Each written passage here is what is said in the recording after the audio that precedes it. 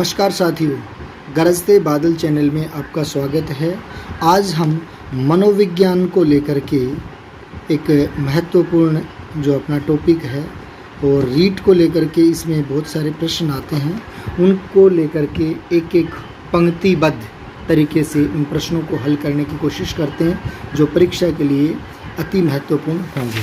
तो आइए चलते हैं पहले प्रश्न की तरफ, और ये है सामाजिक मनोविज्ञान के जनक किसे माना जाता है। सामाजिक मनोविज्ञान के जनक किसे माना जाता है? तो कुर्ट लेविन को। सामाजिक मनोविज्ञान के जन्मदाता जनक कौन है? Kurt Lewin. अगला प्रश्न है विकासात्मक मनोविज्ञान के जनक कौन है। मित्रों ध्यान रखें कि हर एक प्रश्न की अपनी एक अलग भूमिका, अलग महत्वपूर्ण है, तो इन्हें बहुत ही अच्छे तरीके से मुझे उम्मीद है कि आपने तैयार कर रखे होंगे। फिर भी मैं कोशिश कर रहा हूं कि और अच्छे तरीके से आपके कॉन्सेप्ट क्लियर हो जाएं। तो विकासात्मक मनोविज्ञान के जनक अगर पूछे जाते हैं तो विकासात्मक मनोविज्ञान के जनक जीन पियाजे हैं। और मूल व्यवहारवादी किसे माना जाता है? मूल व्यवहारवादी किसे माना जाता है? तो मूल व्यवहारवादी के बारे में चर्चा की जाए तो B.F. स्किनर को मूल व्यवहारवादी माना जाता है। मनोविज्ञान को विज्ञान का दर्जा किसने दिलाया था? तो व्यवहार संप्रदाय ने मनोविज्ञान को विज्ञान का दर्जा दिलाया था। उत्तर व्यवहारवादी हैं, तो उत्तर व्यवहारवादी कौन कौन है? तो एक तो गुथरी, स्किनर, हॉल, ये तीनों को उत्तर व्यवहारवादी माना जाता है। चाहे मुझे जो बालक दे दो, ये इम्पोर्टेंट प्रश्न है और ये कई बार परीक्षा में आया हुआ है, तो इसे और अच्छे तरीके से तैयार करें तो और बढ़िया रहेगा। मुझे चाहे जो बालक दे दो, मैं उसे कुछ भी बना सकता हूँ, ये कथन किसका है? किसने कहा था? तो ये कथन वाटसन ने कहा था। और कौन सी पुस्तक में कहा था? तो व्यवहारवाद है, जो 1925 ईस्वी में प्रकाशित हुई थी उनकी। इस पुस्तक में उन्होंने कहा था मुझे चाहे जो बालक दे दो, मैं उसे जैसा चाहे वैसा डॉक्टर, इंजीनियर वगैरह कोई भी है मैं बना सकता हूँ। पर्यावरण के नीति शास्त्र कहलाते हैं। पर्यावरण के नीति शास्त्र कौन कहलाते हैं? तो ये भी वाटसन कहलाते हैं। गेस्टालवाद का उदय कब हुआ? तो 1912 ईस्वी में गेस्टालवाद का उदय हुआ। और इसके मूल प्रतिपादक कौन है? गेस्टालवाद के मूल प्रतिपादक में अगर चर्चा की जाए तो मैक्स वर्दिमर हैं और इनके सहयोग में कोलहर, कोप्पा, कुर्ट लेविन, ये इनके सहयोगी हैं। और संज्ञानवाद के पिता किसे माना जाता है? ये भी अति महत्वपूर्ण प्रश्न है। संज्ञानवाद के पिता किसे माना जाता है? तो जीन पियाजे को संज्ञानवाद का पिता माना जाता है। शिक्षा व मनोविज्ञान को जोड़ने वाली कड़ी किसे कहा जाता है? तो शिक्षा और मनोविज्ञान को जोड़ने वाली कड़ी है वो मानव व्यवहार को माना जाता है। और आइए आगे चर्चा करते हैं। शिक्षा को बाल केंद्रित बनाना है, माने शिक्षा को बाल केंद्रित, बच्चों पर केंद्रित बनाना है। शिक्षा बालक के लिए है, न कि बालक शिक्षा के लिए। तो कहा जाए कि शिक्षा को बाल केंद्रित बनाना है, इसमें किस चीज़ का ध्यान रखना है? तो शिक्षा बालक के लिए, न कि बालक शिक्षा के लिए। शिक्षा मनोविज्ञान का प्रारंभ होता है। शिक्षा मनोविज्ञान का प्रारंभ कब हुआ?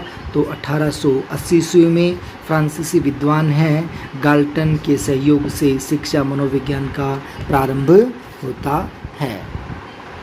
आगे देखते हैं कि आधुनिक शिक्षा मनोविज्ञान में योगदान जो दिया था सबसे ज़्यादा वो थार्नडाइक व कैटल महोदय का है। शिक्षा को द्विमुखी प्रक्रिया किसने बताया? तो एडम्स ने शिक्षा को द्विमुखी प्रक्रिया बताया है। और ये दो तत्व कौन कौन से द्विमुखी प्रक्रिया में किसे किसे माना है? तो एक तो अध्यापक माने शिक्षक को और एक छात्र, एक विद्यार्थी को।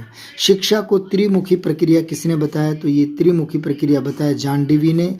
द्विमुखी प्रक्रिया एडम्स ने बताया है। और त्रिमुखी में कौन कौन आते हैं? एक तो अध्यापक, शिक्षक, छात्र और पाठ्यक्रम।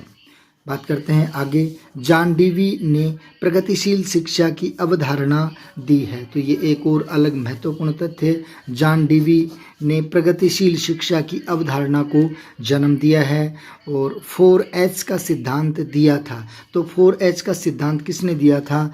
तो महात्मा गांधी जी ने। ये बहुत इंपॉर्टेंट है। 4H का सिद्धांत महात्मा गांधी ने दिया था, जिसमें 4H की बात करें तो hand, heart, hand, head, head, heart, hand और हेल्थ, ये 4 हैं वो 4H के नाम से जाने जाते हैं और इसका सिद्धांत महात्मा गांधी ने दिया था। मनोविज्ञान के आदि जनक किसे माना जाता है? तो मनोविज्ञान के आदि जनक के रूप में अरस्तू को माना जाता है। आधुनिक मनोविज्ञान के जनक कौन हैं? तो विलियम्स वुंट हैं, उनको माना जाता है आधुनिक मनोविज्ञान का जनक। अमेरिका में मनोविज्ञान के जनक किसे माना जाता है? तो विलियम जेम्स हैं, वो अमेरिका में मनोविज्ञान के जनक के रूप में जाने जाते हैं। मनोविज्ञान शब्द का सर्वप्रथम प्रयोग किसने किया? तो किसने किया था? 1590 ईस्वी में रूडोल्फ गोएस्क्ले ने किया था और इनकी एक पुस्तक थी साइकोलॉजिया में इन्होंने सबसे पहले शब्द का प्रयोग किया था। और आगे बात करते हैं, प्रयोगात्मक मनोविज्ञान के जनक किसे माना जाता है? तो विलियम वुंट को प्रयोगात्मक मनोविज्ञान के जनक विलियम वुंट। और ये कौन थे, कहाँ के थे? तो जर्मनी के लिप्जिंग शहर में पहली मनोवैज्ञानिक प्रयोगशाला 1879 ईस्वी में खोली थी और इसी आधार पर हम इनको पहला जो था प्रयोगात्मक मनोविज्ञान के जनक के रूप में जानते हैं। बात करते हैं आगे, शिक्षा मनोविज्ञान का एक निश्चित स्वरूप सामने कब आया? तो ये 1920 ईस्वी में शिक्षा मनोविज्ञान का एक निश्चित स्वरूप सामने आता है और इसमें किन्होंने प्रयास किया? तो थार्नडाइक, जड़ महोदय, टर्मन के प्रयासों से शिक्षा मनोविज्ञान को एक निश्चित स्वरूप जो है वो दिया गया। और प्रथम शैक्षिक मनोवैज्ञानिक कौन है? तो थार्नडाइक महोदय को प्रथम शैक्षिक मनोवैज्ञानिक के रूप में स्वीकार किया जाता है। बच्चा एक पुस्तक की तरह है जिसके प्रत्येक पृष्ठ का अध्ययन अध्यापक को करना पड़ता है। जब एक अध्यापक बच्चे को प्रत्येक तरीके से, एक अच्छे तरीके से उसकी हर एक गतिविधि, उसकी हर एक एक्टिविटी, हर एक क्रियात्मक गतिविधि को ढंग से जानेगा तो उसे एक अध्यापक बहुत बेहतरीन शिक्षा दे पाएगा। और वह बच्चा कैसे शिक्षा को प्राप्त नहीं कर पा रहा है तो उसके बारे में भी वो चर्चा कर उसमें कोशिश करेगा, सुधार करेगा और उसे एक नेक इंसान बनाने में महत्वपूर्ण योगदान देगा। जैसा कि आप जानते हैं कि अध्यापक है वो उसकी गोदी में ही विध्वंस और सृजन पलता है, ऐसा कहा गया है।